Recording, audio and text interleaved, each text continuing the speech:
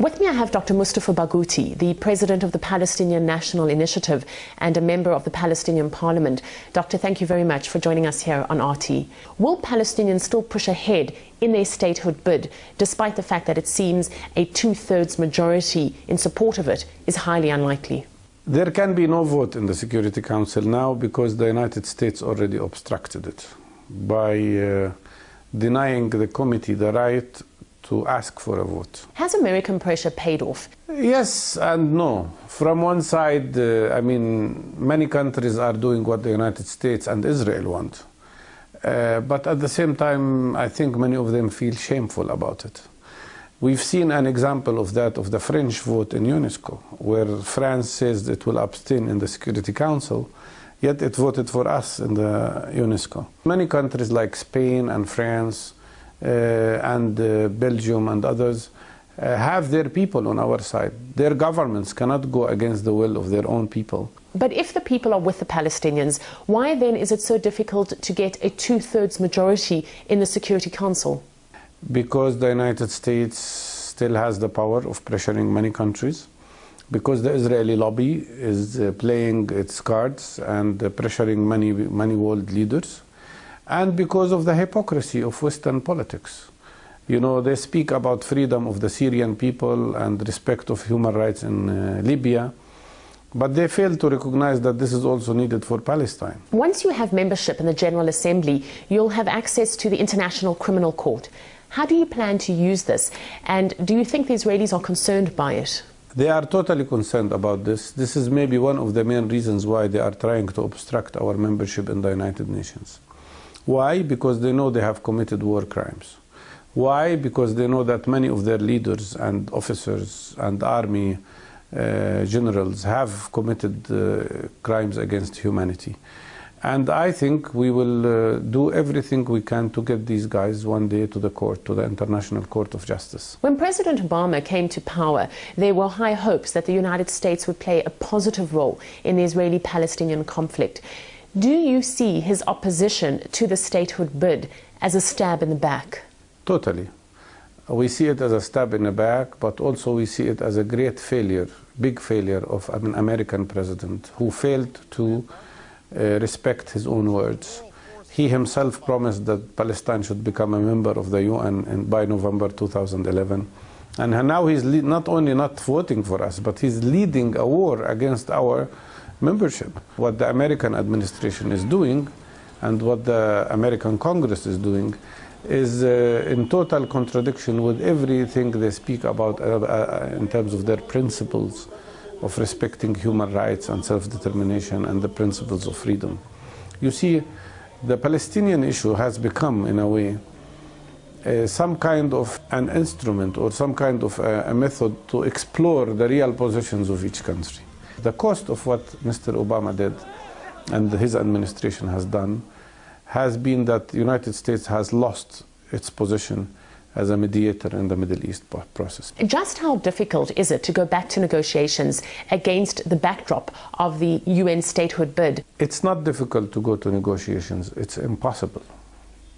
As long as Israel is allowed to continue to build settlements, as long as Netanyahu's government is the government we have, there will be no negotiations. And that's why I feel sorry for the waste of money and that the quartet is spending so much taxpayers' money on traveling and moving and coming and going without any results. As long as the people in the quartet, the governments in the quartet, as long as they don't decide to pressure Israel seriously to stop settlement activities, we will see no progress. Just how much of a mandate does the Palestinian President Mahmoud Abbas have to negotiate on behalf of the Palestinian people? Or has his position in the statehood bid been weakened? His speech in the United Nations gave him a lot of support, but did not give similar support to his political movement. People gave him support because they thought he represented Palestinian dignity and Palestinian resilience.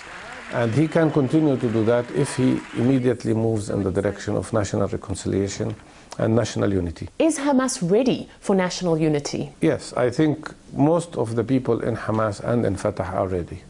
What they need to see is a courage of their leaders What they need to see is daring acts taken by their leaders where they would put where they can put the Palestinian national interest above their own factional and partisan interests.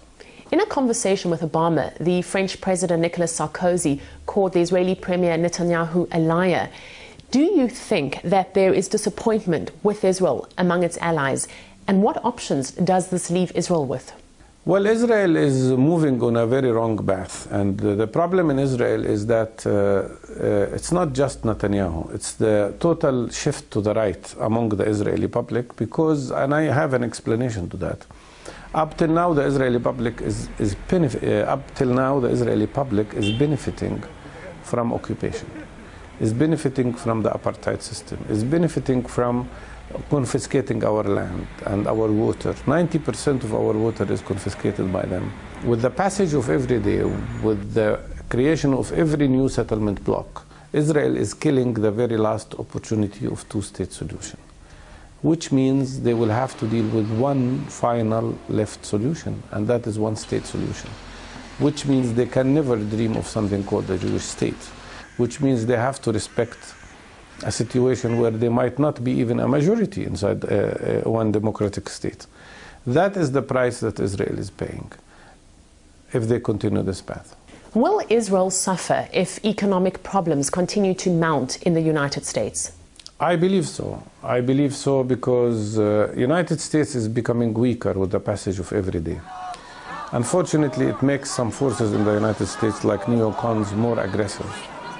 Unfortunately, this economic weakness is dragging or driving some people in the United States towards very dangerous military adventures, like attacking Iran, for instance, because they think if they control oil completely, they will control energy, and this way they can control the economy of Russia and China and many other countries in this world.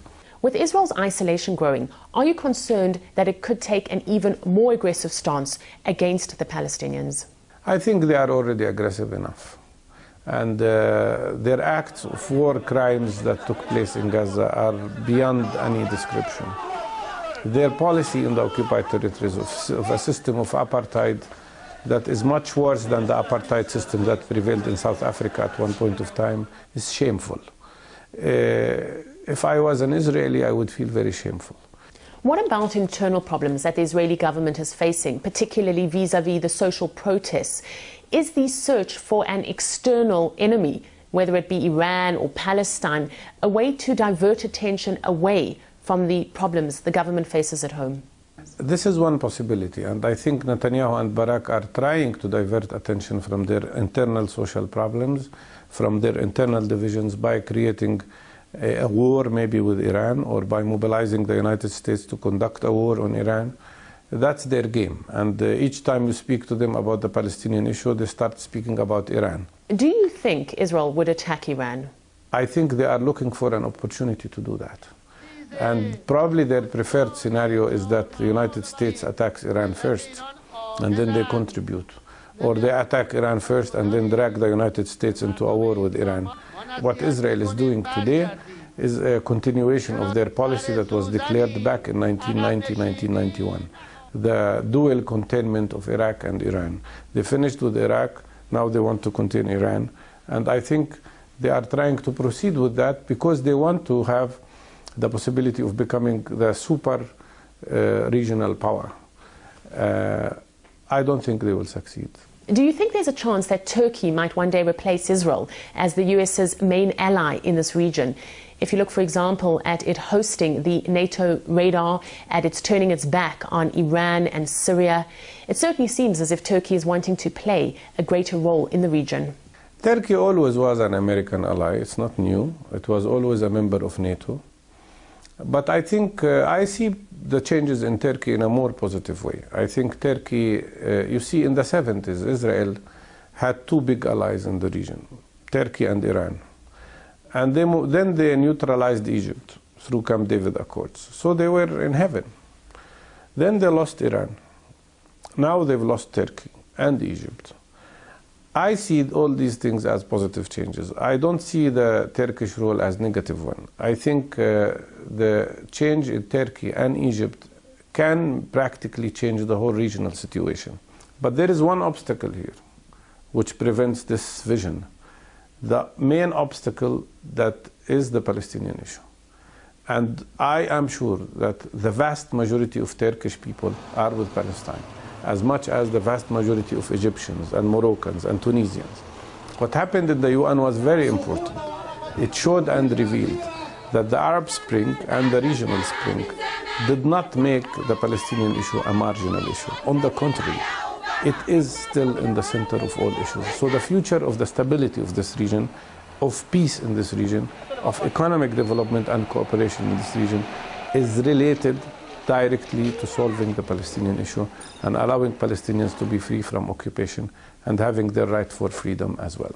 Dr. Mustafa Barghouti, thank you very much for joining us here on RT. Thank you.